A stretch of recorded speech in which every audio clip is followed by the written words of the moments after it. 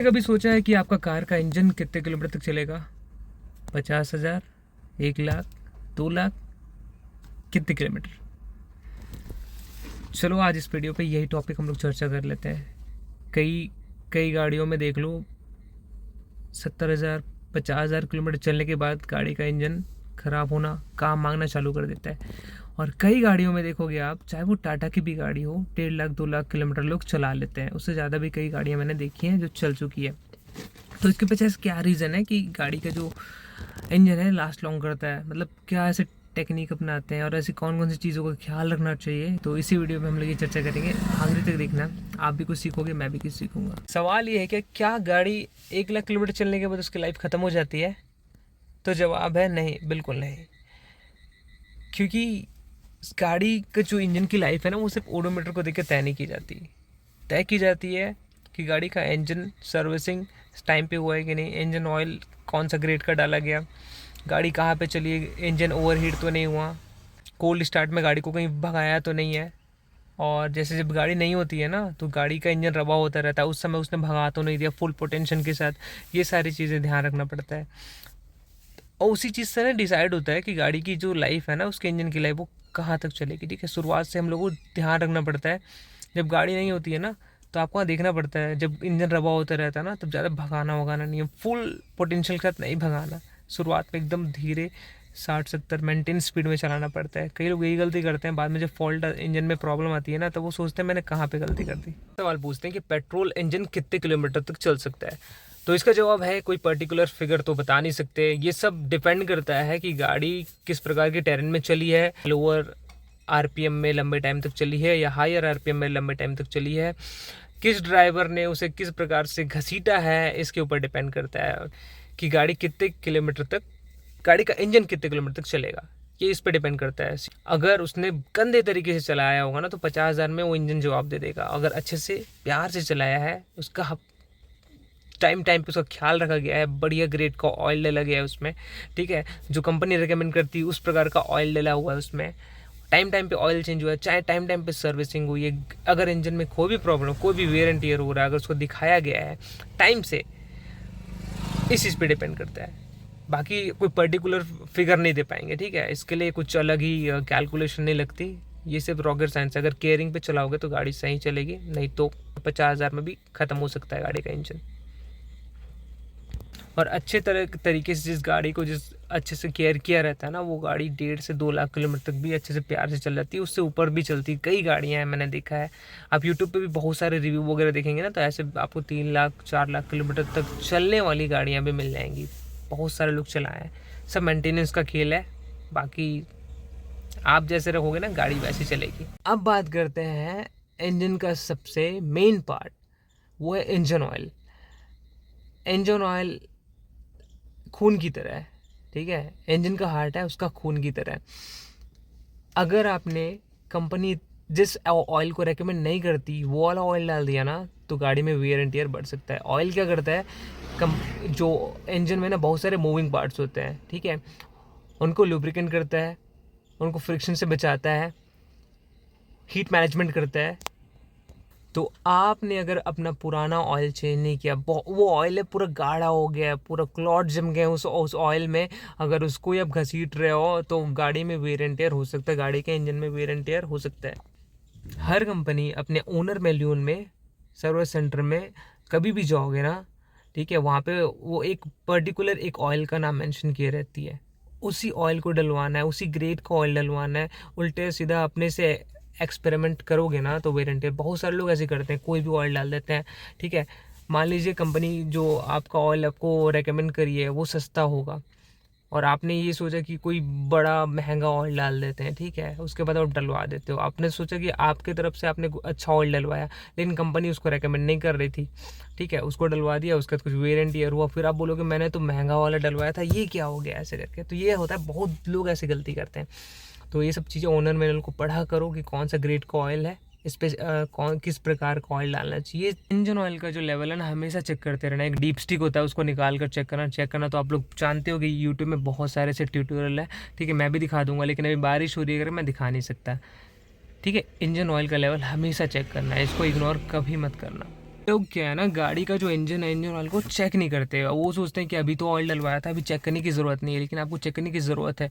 अगर मान लो आपका इंजन ऑयल बार बार कम हो रहा है, तो हो सकता है कहीं पे लीकेज हो, इंजन में लीकेज हो सकता है, या आपका जो इंजन है ज़्यादा ऑयल कंज्यूम कर रहा होगा। अगर बार बार आपको चेंज करने की ज़रूरत है या इंजन ऑयल बहुत जल्दी ख़त्म हो रहा है, तो उसको इग्नोर नहीं करना। आप जाओ सर्विस सेंटर में, किसी अच्छे मैकेनिक के पास इसको दिखाओ। बहुत लोग इसको इग्नोर कर देते, ध्यान ही नहीं देते ना, इस वजह से इंजन वगैरह में प्रॉब्लम आती है। अगर हम लोग क्या करते हैं ना, गाड़ी का जो ओवर हीट होता है ना, जो आपको ओडोमीटर में मिलेगा, तो गाड़ी जब ओवर हीट होती है तो उसको अभी हम लोग ध्यान नहीं देते।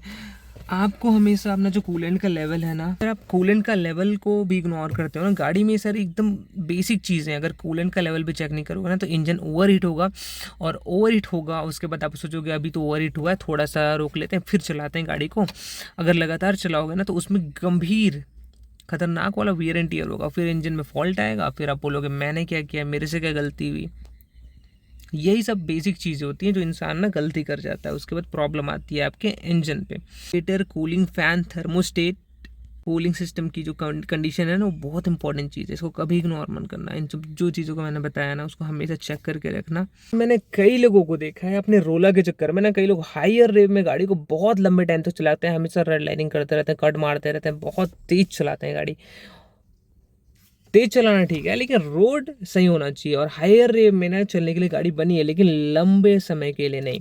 बहुत सारे लोग हैं यार, आजकल के जो जेंजी है ना, उन लोग बहुत ज़्यादा फास्ट गाड़ी चलाते हैं और ओवर आरपीएम में गाड़ी चलाते हैं। देखो, जो हायर आरपीएम में गाड़ी चलने के लिए बनी हुई है, लेकिन कभी कभार आप ऐसे नहीं कि हमेशा ही ओवर मतलब रेड लाइनिंग कर रहे हो, उससे क्या ना इंजन में ना प्रॉब्लम आती है, हीट भी आता है, गाड़ी बहुत जल्दी हीट होती है।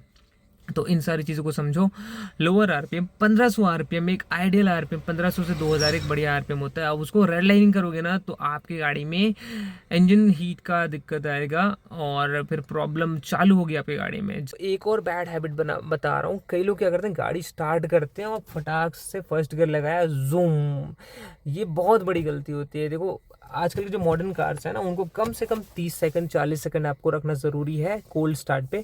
और कोल्ड स्टार्ट करेंगे ना, उसके बाद थोड़ा देर, कम से कम 40 से 50 या 1 मिनट आप वेट कर सकते हैं, ठीक है। पुरानी गाड़ियाँ के जो वक्त है वो निकल चुका है। तो जो है ना, इंजन का जो ऑयल है ना, सर्कुलेट होने दो, चारों तरफ हर एक पार्ट में इंजन के सर्कुलेट होने दो। उसके बाद धीरे धीरे खाली रोड देखकर आपको स्पीड बढ़ानी है, फिर आप अच्छे से गाड़ी चला सकते हो। वो कोई कार है ना, वो सिटी में चलती है, बम्पर टू बम्पर ट्रैफिक में चलती है, जहाँ पे फ्रीक्वेंट ब्रेकिंग, बार बार गियर चेंज करना, तो इसमें ना इंजन को अलग तरह का वर्क लोड मिलता है। और हाईवे पे जिनकी गाड़ियाँ चलती है, जिनको ज़्यादा कॉन्स्टेंट स्पीड पे चलती है, ठीक है, बार बार हमको ब्रेकिंग नहीं करनी पड़ती, बार बार गियर चेंज करना नहीं पड़ता, तो वहाँ पे एक अलग प्रकार का स्ट्रेस मिलता है, ठीक।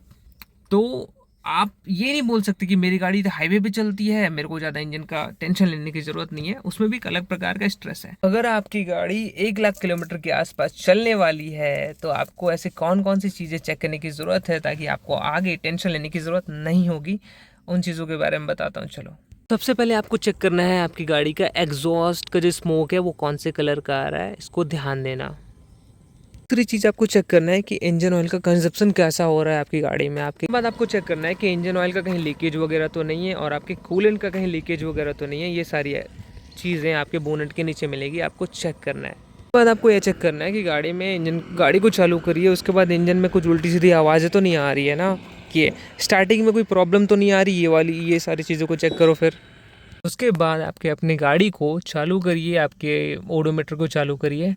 फिर आपको ये जो लाइट दिख रही है ना, चेक इंजन लाइट, इसको देखिए। अगर ये आ रहा है ना, तो आपको डायग्नोसिस करवाना पड़ेगा। इन जो भी चीज़ें आपको बताई मैंने, अगर इनमें से कोई भी प्रॉब्लम आ रहा है तो आपको डायग्नोसिस करवाना चाहिए। बताता हूँ, अगर आपका इंजन खराबी की तरफ जा रहा है तो उसमें कौन कौन से सिम्टम्स आते हैं, इन चीज़ों को मैं बताता हूँ। अब चलो, कई बार मैं एक चीज़ देखता हूँ कि कई लोग ना, जैसे जब यूज्ड कार खरीदते हैं तो ओडोमीटर पे देखेंगे, अगर 60,000 किलोमीटर चली है, एक तरफ 60,000 चली हुई गाड़ी है और दूसरी तरफ आपका 1.5 लाख किलोमीटर चली हुई वाली गाड़ी है, ठीक है। आपको दो कंडीशन बता रहा हूँ। तो जो 60,000 जो किलोमीटर चली है ना गाड़ी, उसको एक बैड ड्राइवर ने चलाया, रफ चलाया, उल्टी सीधी, उसको सर्विस मेंटेनेंस वगैरह कुछ नहीं है, ठीक है। और दूसरी तरफ है 1.5 लाख चली हुई गाड़ी। 1.5 लाख जो गाड़ी चली है, उसको चलाने वाला बढ़िया था, मेंटेनेंस करने वाला था, टाइम टाइम पे ऑयल चेंज करवाया, टाइम टाइम पे सर्विस करवाई।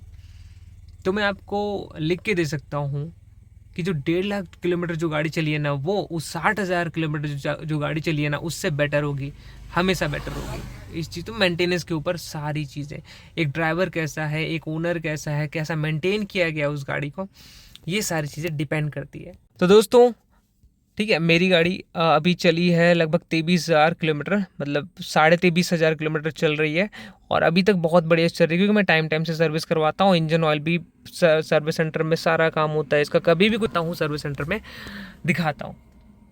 ठीक है, तो मेरे को अगर इस गाड़ी को 1.5 लाख किलोमीटर चलाना है, 2 लाख किलोमीटर चलाना है, तो प्रॉपर मेंटेनेंस के साथ चलाना पड़ेगा, रफ ड्राइविंग नहीं करनी पड़ेगी, एक भी सर्विस स्किप नहीं करना पड़ेगा। जब भी इस ओडोमीटर यहाँ पे कुछ भी आता है उसको दिखाना पड़ेगा, भले पैसे लगे, 7 लाख 10 लाख की गाड़ी ली है, आपको चेक करवाना पड़ेगा।